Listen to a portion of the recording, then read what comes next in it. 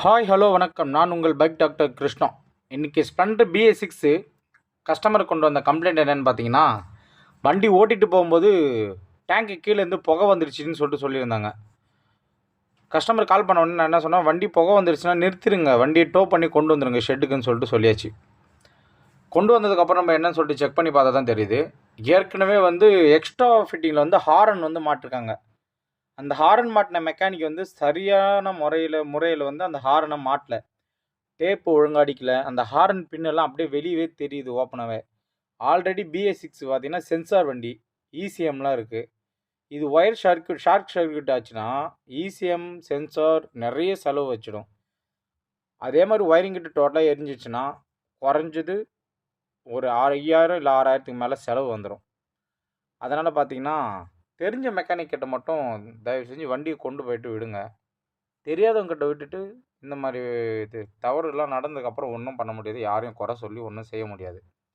இந்த பேட்டரியிலேருந்து எடுத்துருக்காங்க main wire ஹாரனுக்கு 5 பின் cut out இருக்குது. அதில் பேட்டரி மெயின் லைன் ஒன்று கொடுக்கணும். அப்போ தான் ஹாரன் நல்லா க்ளீனாக இருக்கும். சவுண்ட்ஸ் அதை பார்த்தீங்கன்னா டேப் சரியாகவே அடிக்கல. டோட்டலாக எல்லாத்துக்குமே டேப் அவர் ரெடி பண்ணது எதுக்குமே டேப் அடிக்கல. அது எல்லாமே அந்த ஹாரன் பின் எல்லாத்தையும் டேப் சுற்றி ஸ்லீவ் போட்டு அழகாக நீட்டாக பண்ணியிருக்கணும்.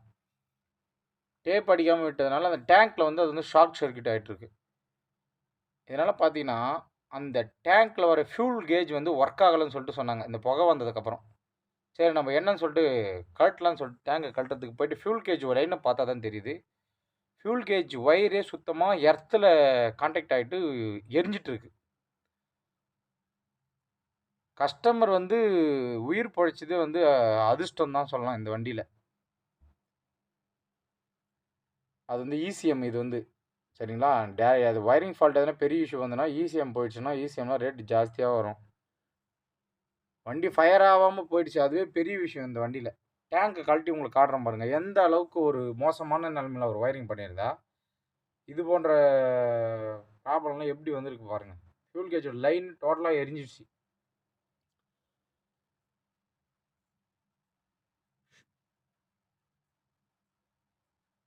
டேங்கை கழட்டினதுக்கப்புறம் தான் உங்களுக்கு என்ன நடந்துருக்கிறதே தெரியும் பாருங்கள். டேங்க் உள்ளார ஆல்ரெடி பெட்ரோல் இருக்குது.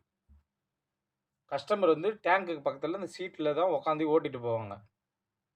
இப்போ இந்த லைன் டைரக்ட் எர்த்து மெயினும் கான்டாக்ட் ஆகிடுச்சுன்னா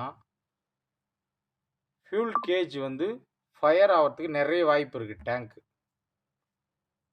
டேங்கை கழட்டினதுக்கப்புறம் என்ன ஒரு நிலமை, எவ்வளோ ஒரு மோசமான ஒயரிங் பண்ணியிருந்ததுனால இது எவ்வளோ பெரிய ப்ராப்ளத்தில் கொண்டு போய் விடுதுன்னு மட்டும் பாருங்கள். பெட்ரோல் ஓஸ் கழட்டியாச்சு சரிங்களா. வாங்க டேங்க் இப்போ கழட்டின உடனே தான் தெரியும் பாருங்கள் எந்த அளவுக்கு ஒரு மோசமான ஒரு நிலமையில் பண்ணியிருக்காருன்னு. தெரிஞ்சவங்ககிட்ட தயவு செஞ்சு வண்டி கொடுங்க. BS6 வண்டிலாம் சென்சார் வண்டி. நாங்கள் சென்சார் ஒர்க்கு எல்லாமே பார்க்குறோம். OBD டூல் வச்சுருக்கோம். BS6 வண்டி க்ளீனாக நீட்டாக சர்வீஸ் பண்ணி கொடுப்போம். இந்த ஃபியூல் கேஜோட லைன் டைரக்ட் ஆகிட்டு டேங்க்கில் ஃபியூல் இருக்குது. இது இன்னும் கொஞ்சம் நேரம் ஸ்டார்ட் பண்ணி ஒரு ரன்னிங்கில் வச்சுருந்தாண்ணா வண்டியை கண்டிப்பாக இந்த வண்டி ஃபயர் ஆகிட்ருக்கும். 100% வாய்ப்பு இருக்குது ஃபயர் ஆகிறதுக்கு. இது போன்ற யூஸ்ஃபுல்லான தகவலை தெரிஞ்சுக்க நம்ம சேனலை கண்டிப்பாக ஃபாலோ பண்ணுங்கள், சப்ஸ்கிரைப் பண்ணுங்கள், லைக் பண்ணுங்கள், மறக்காமல் பெல் ஐக்கானை கிளிக் பண்ணுங்கள். நீங்கள் கொடுக்குற ஆதரவில் தான் நம்ம அடுத்தடுத்து வீடியோ போடுறதுக்கு நமக்கு கொஞ்சம் இன்ட்ரெஸ்ட் இருக்கும் சரிங்களா. நன்றி. இதனுடைய அடுத்த வீடியோ நாளைக்கு வீடியோ அப்லோட் பண்ணுறேன். தேங்க்யூ.